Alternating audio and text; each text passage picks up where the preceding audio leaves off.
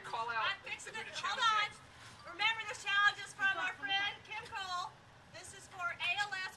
We have actually a patient here that's part of ALS. And then we will challenge every single cafeteria. Half the funds go to ALS, and the other half the funds are going to go toward No Kid Hunger for the month of September. That's when you can wear orange. And on the count of three. One, two, three.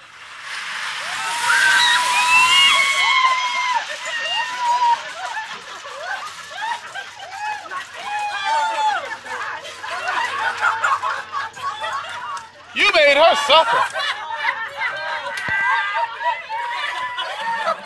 He made her suffer. Guy agree? Yeah. Slowly.